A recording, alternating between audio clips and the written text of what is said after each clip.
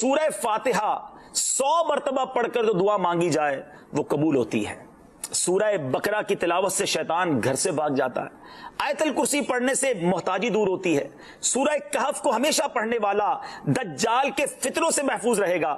والدین کی قبر پر ہر جمعہ سورہ یاسین کی تلاوت کرنے سے اس کی حروف کی تعداد کے برابر ان کے گناہ بخش دیے جاتے ہیں۔ سورہ الدخان پڑھنے سے مشکل دور ہوتی ہے۔ جو قریب المرگ ہو اس پر سورہ جاسیہ کا دم کرنے سے خاتمہ بالخیر ہوتا ہے۔ سورہ حجرات کا پڑھنا اور دم کر کے پینا گھر میں خیر و برکت کے لیے مفید ہے۔ سورہ قاف پڑھنے سے جو باغ ہوتے ہیں ان کے پھلوں میں کثرت ہوتی ہے۔ سبحان اللہ۔ سورہ رحمان 11 بار پڑھنے سے تمام مقاصد پورے ہوتے ہیں۔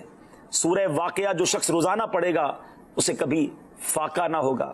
سورہ ملک کو ہر رات پڑھنے والا عذاب قبر سے محفوظ رہے گا۔ سورہ مزمل کو 11 بار پڑھنے سے ہر مشکل آسان ہو جاتی ہے۔ سورہ مدثر کو پڑھ کر حفظ قرآن کی دعا مانگنے سے قرآن کریم کا یاد کرنا آسان ہو جاتا ہے۔ جو بچے حفظ کر رہے ہیں ان کے لیے زبردست وظیفہ ہے۔ سورہ النازعات پڑھنے سے جاں کنی کی تکلیف نہیں ہوگی۔ سورہ دحا پڑھنے سے بھاگا ہوا آدمی واپس آ جائے گا۔ سورہ علم نشرح کو جس مال پر پڑھ دیا جائے اس میں خوب برکت ہوتی ہے۔ سورہ تین والزیتون جو ہے 3 مرتبہ پڑھنے سے اخلاق و کردار بہتر ہوتے ہیں۔ سورہ علق میں جوڑوں کے درد کا علاج ہے۔ سورہ قدر جو صبح و شام پڑھے اللہ عز و جل اس کی عزت بڑھا دے گا۔ سورہ بینہ برس اور یرکان کا علاج ہے۔ جس آدمی یا جانور کو نظر لگی ہو اس پر سورہ عادیات کا دم مفید ہے۔ سورہ قارعہ پڑھنے سے بلاؤں سے حفاظت رہتی ہے۔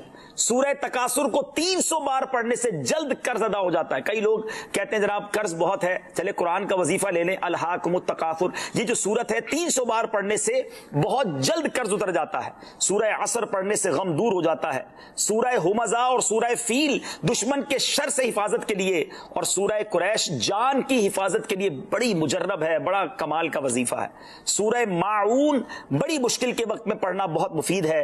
سورہ کوثر کی تلاوت سے بے اولاد صاحب اولاد ہو جاتا ہے۔ کئی بے اولاد بھی وظائف مانگ رہے ہوتے ہیں۔ سورہ کافرون 1/4 قرآن کے برابر ہے۔ سورہ زلزال نصف قرآن کے برابر ہے۔ سورہ اخلاص 1/3 قرآن کے برابر ہے۔ اور سورہ فلق اور سورہ ناس سے جن اور شیطان اور حاسدوں کے شر سے حفاظت رہتی ہے۔ پھر کیوں نہ ہم قرآن سے دوستی کر لیں، کیوں نہ قرآن کو اپنا ورد بنا لیں۔